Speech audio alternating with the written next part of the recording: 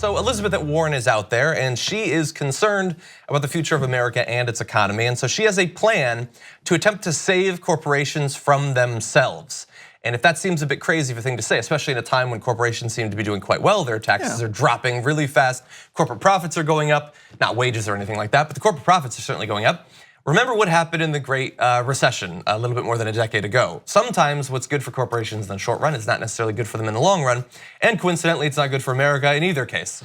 So here is what she has. She has a plan to save American capitalism by making some fundamental changes to the way corporations are structured and what their incentive structures are. So she has an op-ed out. I want to read just the introduction, sort of what's leading to some of these changes that she wants to make. She says that in the early 1980s, large American companies sent less than half their earnings to shareholders, spending the rest on their employees and other priorities. But between 2007 and 2016, large American companies dedicated 93% of their earnings to shareholders. Because the wealthiest 10% of US households own 84% of American held shares, the obsession with maximizing shareholder returns effectively means that America's biggest companies have dedicated themselves to making the rich even richer.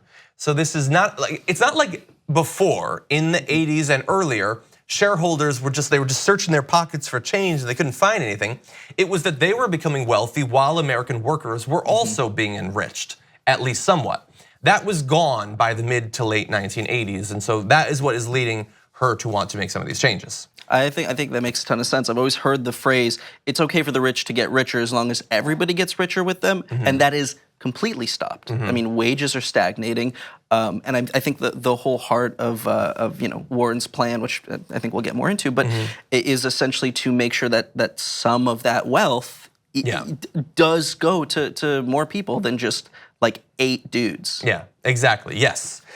So let's get into some of those changes. And they're gonna seem a little bit esoteric, but we are gonna break down some of the philosophical and pragmatic significance of them.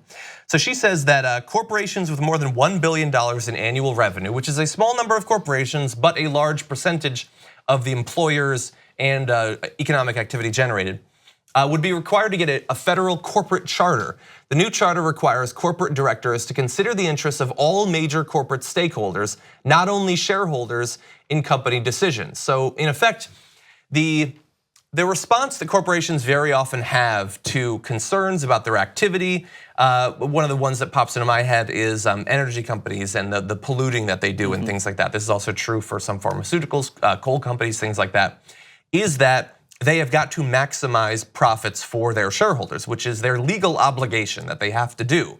So this is a way to potentially change that, to make them accountable to more than just the people who hold a majority share in the stock or a controlling interest on the board of directors at any given time. Additionally, and related to that, employees would elect at least 40% of directors, which is pretty huge. At least 75% of directors and shareholders would need to approve before a corporation could make any political expenditures. And then she also has some changes, if we bring up the next one, to how long people in these management positions have to hold on to shares before selling them. In effect, making it less likely that they will make short-term choices that personally enrich themselves, but make it more likely that the corporation could fail afterward. I mean, the most striking thing about this to me is the inclusion of this like essentially workers advocacy group as part of the company, and it kind of sounds like a built-in union, which every company should have, every employer should be represented by, and I like this idea a lot, particularly because like you're saying, when all the accountability is towards shareholders, it also means that like CEOs and like upper management, when they commit crimes, financial crimes, or when companies act unethically, they can always fall back on this idea that, well, sure, but this actually enriches our company, which is good. And at the same time, there's no accountability. Who is going to go after like a CEO for embezzling millions or like violating environmental protection? Maybe the courts, not the courts we have now. But if consumers and workers are part of this like collective agreement of how a company is put together, they go after the CEO. They vote to oust a CEO who's been violating these agreed upon community guidelines for companies. Yeah, it upsets the basic way that these board of directors tend to function is that they they just mutually enrich themselves, Yeah. basically, with very little accountability. This would at least have a chance of changing that. And you talked about the sort of criminal liability. It is always amazing to me. We had earlier this week, Monsanto had this $289 million ruling against them. No one's going to jail. They've apparently committed a crime that is monumental in its severity. Yep. But nobody actually committed the crime. The company did. Maybe the building, maybe one of the copiers committed the crime. But anyway, so I do very much like this. I think that the trouble with this plan, well, I think that this plan, because of the way that it would touch so many different aspects of our economy, I think is very significant and could make a big change. I think that this sort of economic reform plan is a little bit harder to sell to the American people because it's a little bit disconnected from their day-to-day lives. If you talk about your tax burden, if you talk about where you're getting your health insurance from, if you're talking about stuff like that, I think it's a little bit easier for people to wrap their heads around. It's a little bit harder. I mean, if you simply say we're going to let workers have a say in what corporations do, I think that is a good, potentially winning message. But getting into more specifics than that, even to the extent that we did in this clip, might be a little bit harder for people to parse. Well, I also feel like this idea, as good as it is also kind of antithetical to the way that we think of companies and the way that we think of business in the United States. I think she would say good. What, sorry? I think Elizabeth Warren would say good. Well, no, exactly, and because we need a major overhaul. And personally, I don't think this will pass because of how big of a there's no baby steps towards this really good idea.